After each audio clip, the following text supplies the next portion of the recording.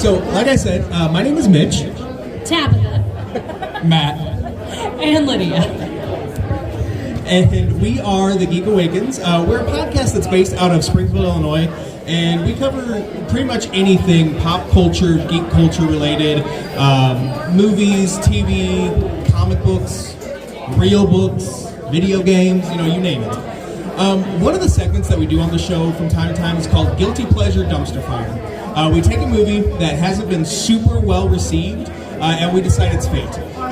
So we're going to do that today with a little film from 2015 called Fantastic Four, or as the logo says, Fant Four Stick. Which, when I was making my notes for this, spell check kept wanting me to say like the word kinda was misspelled, but the Fant Four Stick, Microsoft Word had no problems with that. Little weird. So, if you're not familiar with this movie, Fantastic Four, all Reed Richards wanted to do was to make a difference in the world. With the help of his friend Ben Grimm, the two boys spend their childhood creating a teleporter, which gives Reed a chance to join the Baxter Foundation. With the help of Dr. Franklin Storm, his son Johnny, adopted daughter Sue, and former protege Victor Von Doom, the team finished the Quantum Gate project, which would send a ship to a parallel dimension. After some drunken hijinks, Reed, Johnny, Victor, and Ben take the Quantum Gate for a joyride, end up on Planet Zero, and explore a bit before the ground starts to erupt with a green lava-like substance. With the help of Sue, who got left behind, the team must leave Planet Zero, presumed dead. The boys leave without Victor, and they end up with unexplained powers, which come in handy when their old friend comes back. So, this wasn't the first time that we've seen a live-action Fantastic Four. There were two other attempts to bring Marvel's first family to the big screen in the early 2000s. And so 20th Century Fox decided to try again. It was released on August 7th, 2015. It was projected to take the top spot at the box office for its opening weekend and make somewhere between $40 and $50 million in its opening weekend. However, it earned less than $26 million and came in second to Mission Impossible Rogue Nation. And it just wasn't just the fans who weren't feeling fantastic about this movie. Overall, critics knocked it for its dark tone, cast performances, loyalty to source material, or lack thereof, and special effects. It currently sits at a 4.3 out of 10 on IMDb, and its Rotten Tomatoes tomato meter score is 9%.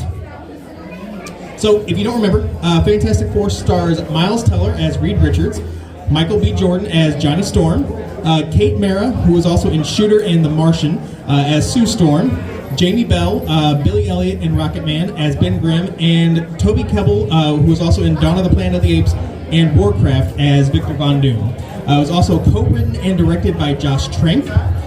So it's clobbering time. Is this movie a guilty pleasure or a dumpster fire?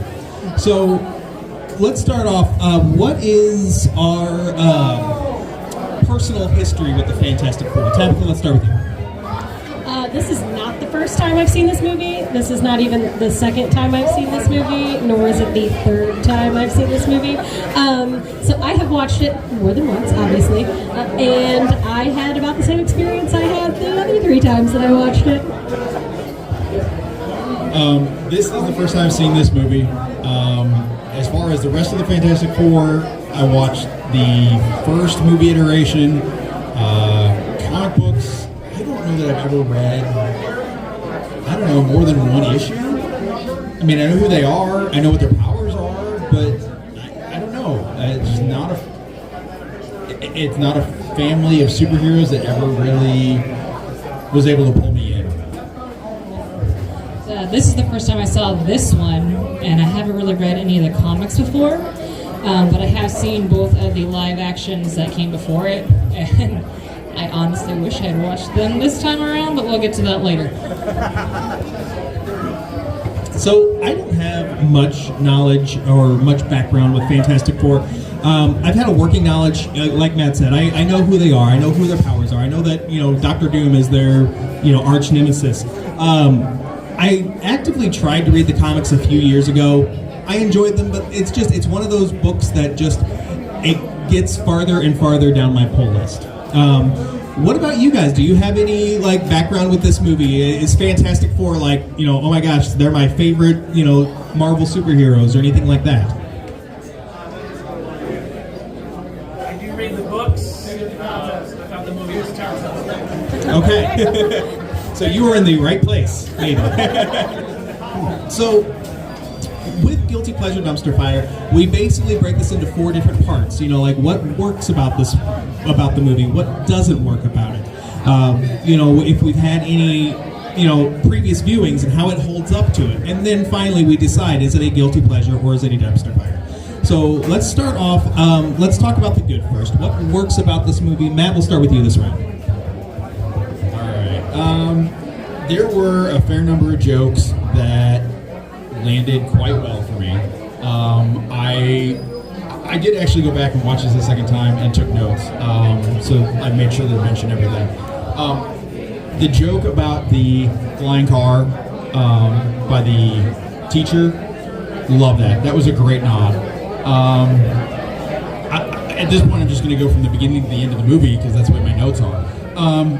When Reed and Ben are in the garage and they are putting everything together, they're running the machine for the first time, and you cut to this little scene of his processing power, it's all N64s. That's fantastic. I love that. That's just a great little, pop culture nod.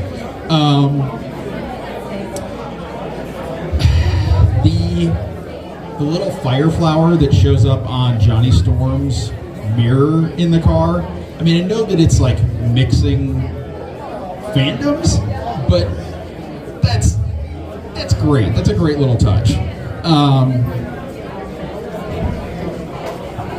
There is... See, now I'm looking through my notes, I don't even remember.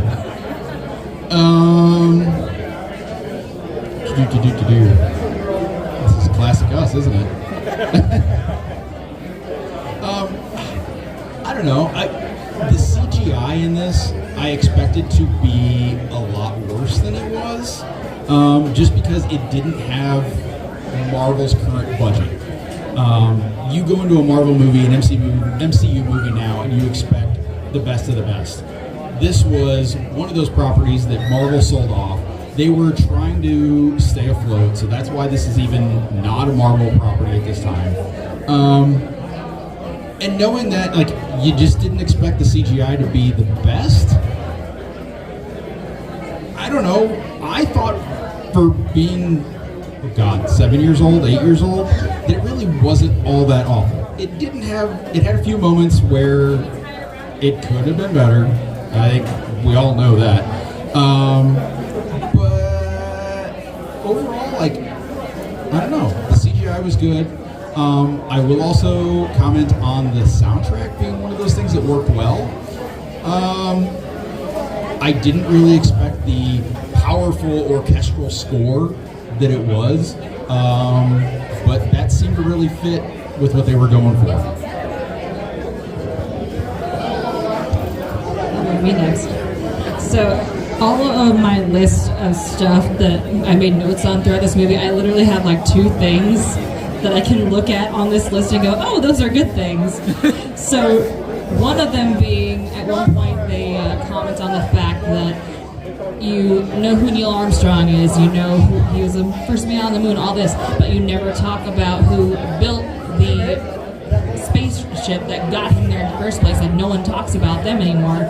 And that's one of the things that they make a big deal about, that they want to be the ones that not only built this, but are the ones that are known for it. It's that's something you don't really think about as far as anything like that happening in real life. And then the only other thing I have on my list that is good is that awkward little selfie he takes with the project in the background to send to Ben, because it's oh, that's awkward and cringe, and I totally have done that before in my life. I guess there is one other thing that did make me smile, because I was just laughing at the fact of how stupid it was, and it's at the end where like everything's being sucked into this vortex, and it's like, oh, this entire forest is being sucked into space, but I'm just gonna run away. That's gonna save my life. Perfect human like logic there. Good job. So I want to comment briefly on the selfie thing. We had talked about this before. Like this movie, you know, it's less than a decade old, but that scene, like the phone that he's using, it's like it's not recognizable anymore. Like how much that technology has advanced just in a little bit of time.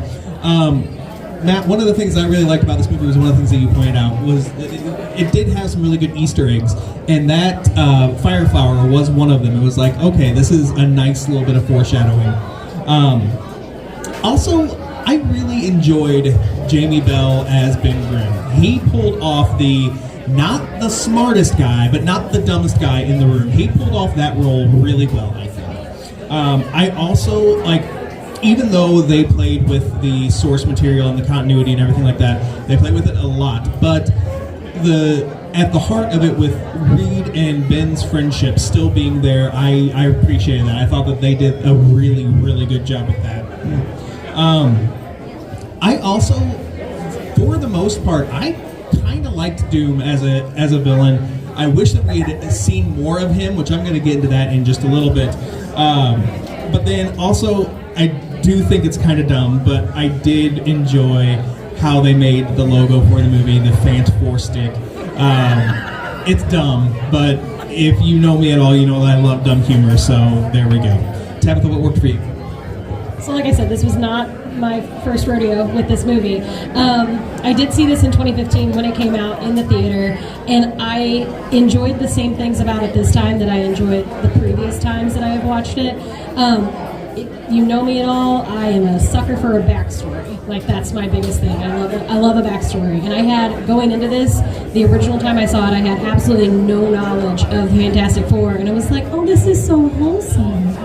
This is so nice. And then it wasn't nice anymore, and I was like, oh man, Reed Richards, you suck. Like, you're a bad friend, man. But no, I think this has some really great humor, and to watch the grow up of these kids into being nerdy kids into nerdy adults who accidentally got superpowers, like, I think that's how I would probably act too.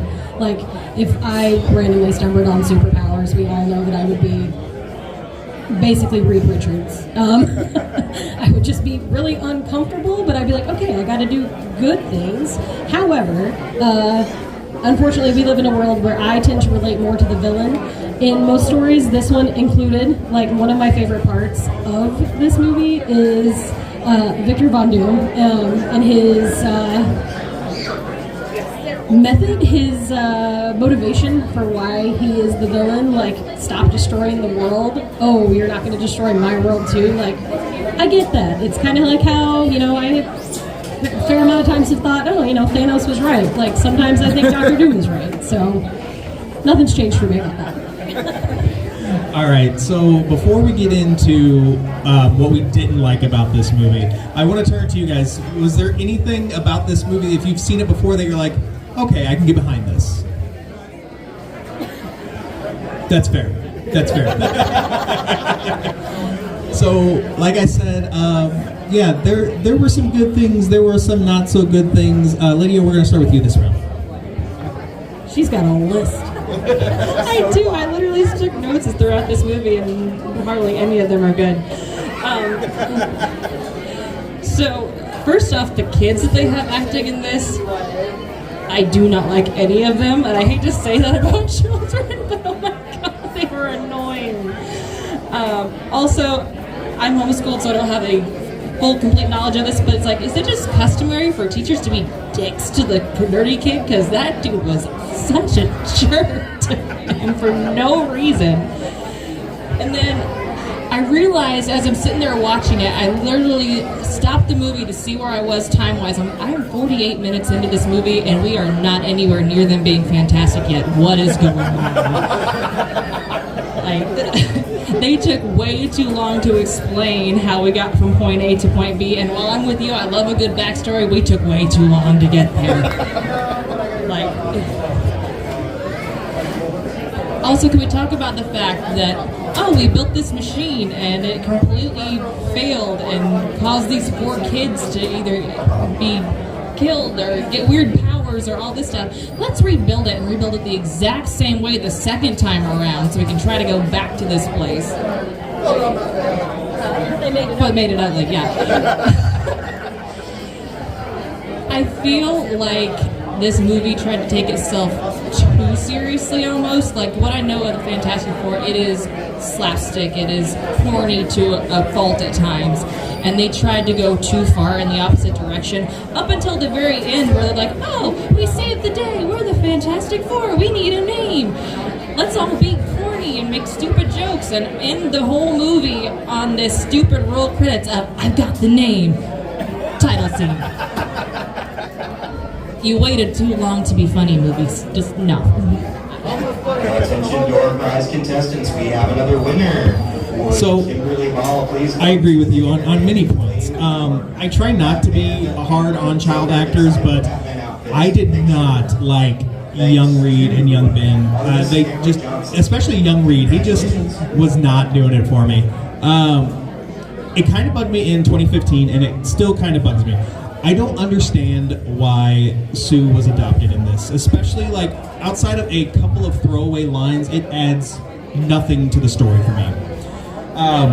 And while I'm glad, speaking of Sue, while I'm glad that, Reed didn't forget about his BFF Ben, it kind of irked me that, like they build this thing with, with Sue and she does all this work and helps them out and everything, but like in their drunken stupor, nobody thought to be like, hey, let's get Sue on board. No, they go with like this guy that, literally only Reed knows, and like everybody else is like, okay, cool, whatever.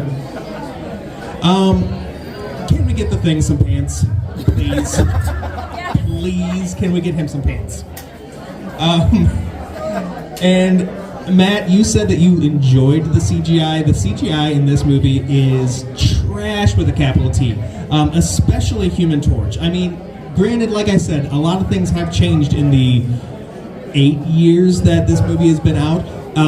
And so, yes, things have progressed a lot, but like even by 2015 standards, like the Human Torch was just, I wasn't feeling it.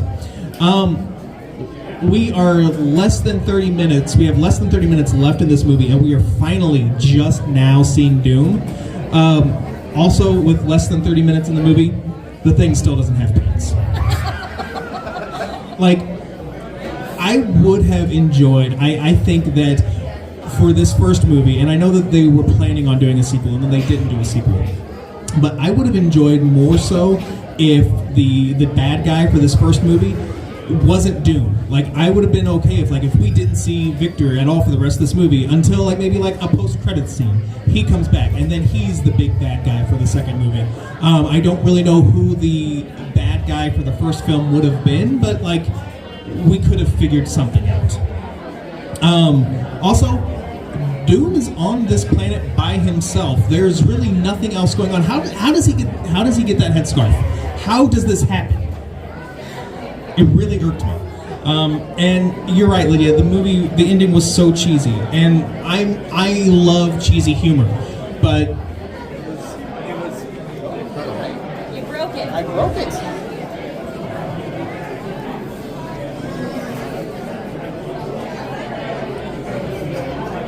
Oh, fun. Okay. Well, can you all hear us? Yes. Okay, cool. So, okay.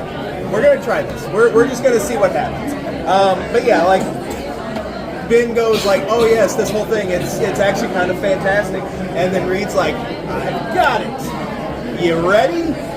Fantastic. It's like, oh, come on. But anyway, Tabitha, what didn't work out for you?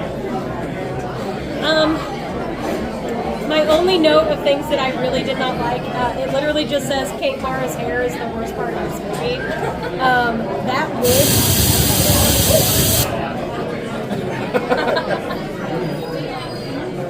Okay. That wig upsets me on so many levels because there's a couple of scenes, like I'm kind of a stickler for continuity when I watch movies. That wig shifts from being up on her face to back on her face to over here within like 30 seconds. in like multiple scenes. Am I working now? Can I talk about Kate Mayo's hair but louder? Okay. Yeah, so her hair shifting around bothers me, and I can't stop thinking about it now. There's multiple scenes where it's doing that, and then there's also multiple scenes where her hair is like behind her ear, and then the camera turns and her hair is in front of her ear, and I couldn't unsee it, and so it happened so frequently that I kind of stopped paying attention to what was happening in the movie, and I'm like, where's her hair going to be in the next scene? And I'm waiting. I'm like, oh, it's right. No, it's not. Never mind. Like it. Also, the CGI was not great. There were some problems. It's it's an older movie at this point. I do remember even when I saw it in the theaters thinking they couldn't have done a little bit better of a job. However, the thing that they did a really good job with the CGI was the rock elevators that the thing was creating for people as they were running away. I will no longer be taking stairs. I will only be taking rock elevators from now on. I don't think he needed pants though, because then he would just look like Hulk with psoriasis. The Thing wears pants though. But he doesn't need the pants. Everybody needs pants, Tabitha. Calm down. At the end of the day, I don't have a whole lot of bad things to say about this movie, because when I watch a movie, I try to not watch it with a super critical eye, and I was talking to Matt about this. Like, once I've seen a movie, watching it the next couple of times or ever watching it again, if I've enjoyed that first round of it, it's so hard for me to watch it with a critical eye again. So watching this for this episode of the podcast was like really complicated, because I kept trying to think like, would I not like that if I hadn't seen this before? I don't know, because I like it now. It's hard for me to be critical, so, which is weird. Yeah. I don't have a lot to say. So, my first note about things that I did not like about this, can anybody answer me why Dr. Storm is trolling a high school science fair? Like, why? What is... If a Dr. Storm character had trolled my high school science fair, I wouldn't be in this room, so... I mean, that's fair. But, like, why? How? Like, what keyed him in that, Reed and Ben were going to have this machine at this science fair? Also, the kid that he gets the airplane from, that kid's like 8 years old. So, is Reed competing against 8-year-olds in this science fair? Like, who's competing here? And if he's competing against 8-year-olds, he's sure as hell gonna win. I'm so glad you mentioned that, because I was thinking, okay, is this just normal? Is there just like multiple grades in this like science fair? Is that a normal thing that happens? But I guess not. I was so confused by that. I'm like, what's going on here? Tonight's event, all of our lovely cosplay contestants express their characters. I know that I commented that the CGI wasn't that bad, Prizes. but the environmental CGI when they get to Planet Zero is that particular moment is awful. It's like 100% green screen. You can tell. It's like they put miniatures in front of in front of the green screen. That was bad. They built this machine once. It went poorly. They built it again. And for some reason, the first time, they thought it was a good idea to build it in the middle of New York. Like, why? Why would you build anything like that in the middle of New York? So it blows up, and it takes out the entirety of Manhattan Island's power supply.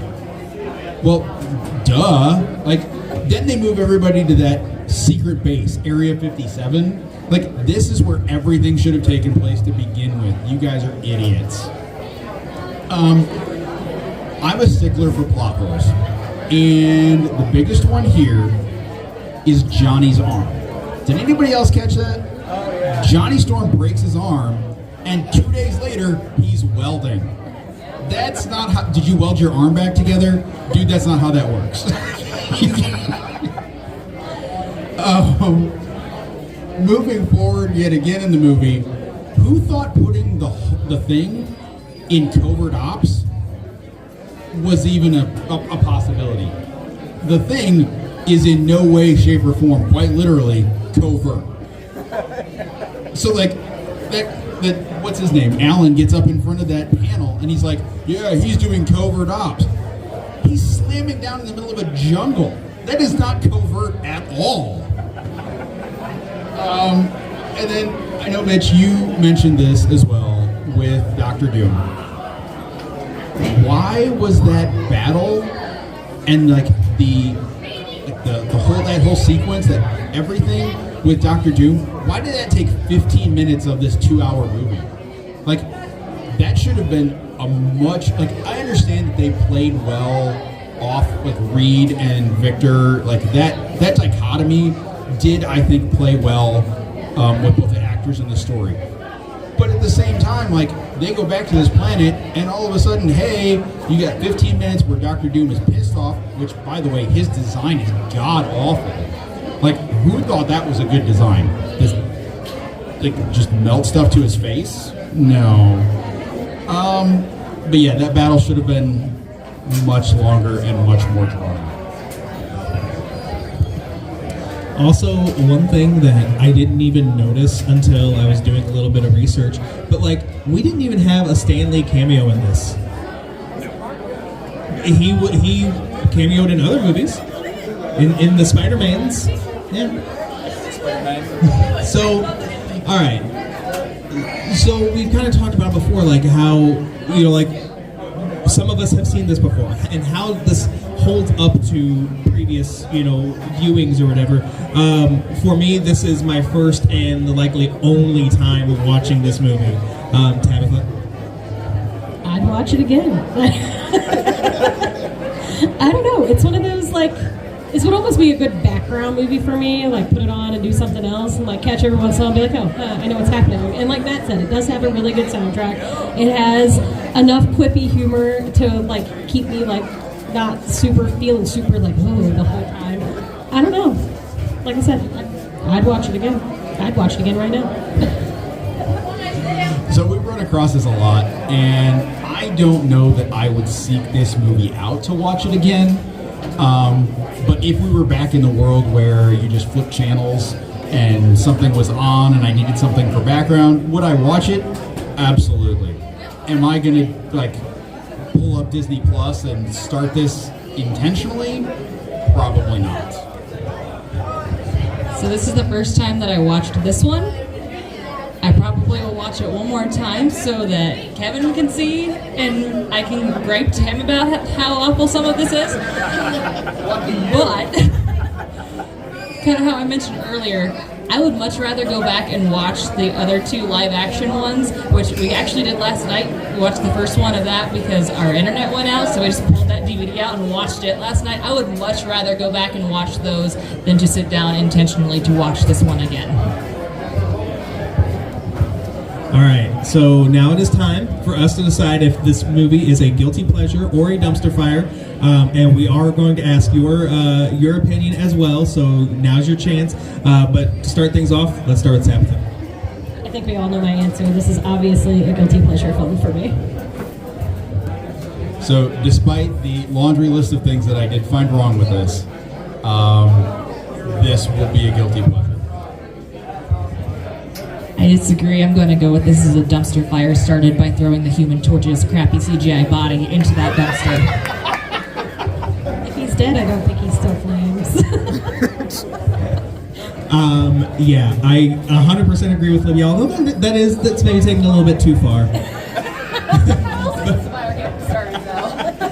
But yes, this movie is definitely a dumpster fire. We are tied. So what do you guys think? If you've seen this movie before, obviously you have your opinion. If you haven't, take our opinions with the biggest grain of salt. But is 2015's Fantastic Four, Fantastic, a guilty pleasure or a dumpster fire? So I think we are, they all agree with us, with me and Lydia. It's all right, it's okay. Fantastic Four, it is a dumpster fire, 100%. So, before we wrap up, do you guys have any questions for us, whether about Fantastic Four or anything? We're not really good at life advice, but we will take a stab at it. Don't listen made the villain should have been Mole Man. Mole Man. Oh yes. Oh yes. I always forget about Mole Man. I like him. Exactly. Because he's underground. Anybody else? Yes. Oh, favorite bad movies. My favorite bad movie is Starship Troopers. And it will always be the best movie that's ever been created. I don't care what anybody says. For me, Snakes on a Plane. Although I will say, I saw Cocaine Bear last weekend, and I am sure that is going to be right up there. That's going to be a cult classic, mark my words. Favorite bad movie. I'm gonna get crap for this, and I don't care. Tron. Which one? I like both of them. I mean, yeah, I like both of them. I don't know what to say. I had to actually pull up my guilty pleasure. I'm surprised we've done to realize this, but probably Earth Girls are easy because it's so bad, but it has such nostalgia for me. I will always go back and watch that movie, no matter how stupid it is. All right, anybody else? All right, so thanks for hanging out with us. This was a lot of fun. In case you missed it at the beginning, we are the Geek Awakens podcast from Springfield, Illinois. You can find us on Spotify, Apple Podcasts, pretty much anywhere you listen to podcasts. You can also find us on Facebook, Instagram, and thanks to Tabitha, as of today, TikTok, at the Geek Awakens podcast. We're also on Twitter at Geek Awakens. Special thanks to PeoriaCon for letting us geek out for a bit, and the cosplay contest is coming up next. That is super exciting, so check that out. Have a great con, everybody.